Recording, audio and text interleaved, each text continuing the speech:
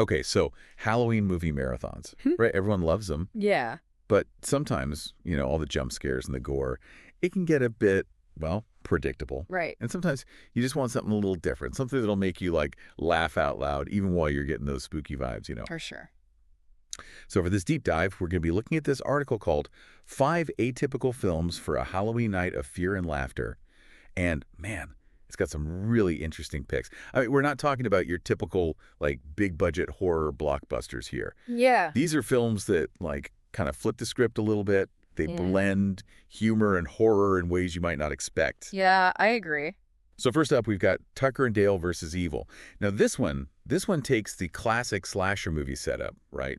Group of teenagers in the woods, creepy locals, but it totally turns it on its head. Yeah, yes. Instead of the like menacing backwoods figures, Tucker and Dale are, well, they're kind of goofy. Yeah, like lovable, but definitely goofy. They're just these two well-meaning hillbillies who end up being mistaken for like psychopathic killers by this group of college kids. And that's where the comedy comes in. Totally. It's all about these hilarious misunderstandings, and you end up rooting for Tucker and Dale, even though they're, technically the villains of the story. Exactly. Because it plays with those stereotypes, right? Like those fears we have about people who look or act a certain way.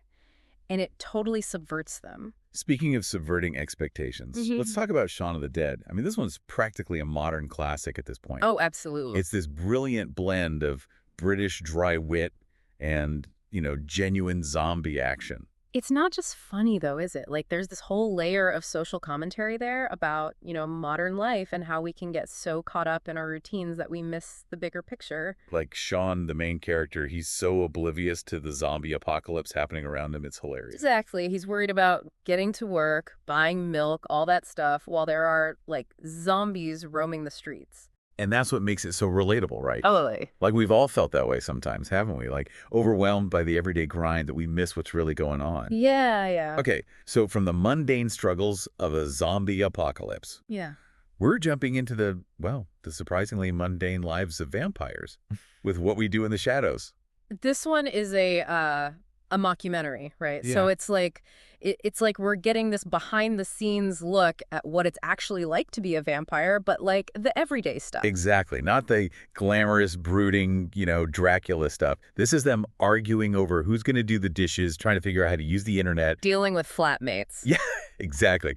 Like the things that, all of us deal with, just, with the added twist of immortality. And I think that's what makes it so funny, right? Like seeing these like centuries-old beings worrying about such normal things. Totally. It's that contrast that makes it work.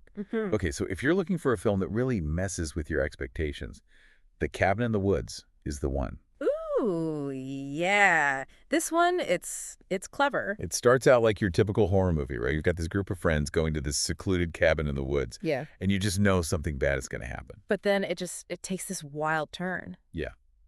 I don't want to give too much away, but let's just say it kind of deconstructs the entire horror genre in a really, really funny way. Right, right. Like it's playing with those tropes we expect, and then bam, it turns them upside down. Okay, and last but not least, we have Scary Movie. Now, this one's a bit more straightforward. Straight up parody, right? Yeah.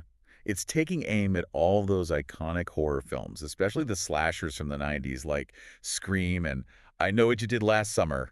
Some of the humor might feel a little dated now, but, it's still a fun watch. Totally. Like, if you grew up with those movies, it's a real nostalgia trip, and it's just pure, unadulterated fun. So there you have it, 5 films that prove you can have scares and laughs at the same time. Definitely. It's all about the balance. And, thinking about these films, it makes you wonder, where's the line, Like, when does laughing at horror become, I don't know, disrespectful to the genre? That's a really good question. Yeah, like, is there a point where the humor undermines the scares? Or can you have both? Yeah, that's something to think about, for sure. Definitely. Maybe something for our listeners to ponder as they're planning their Halloween movie nights. Absolutely.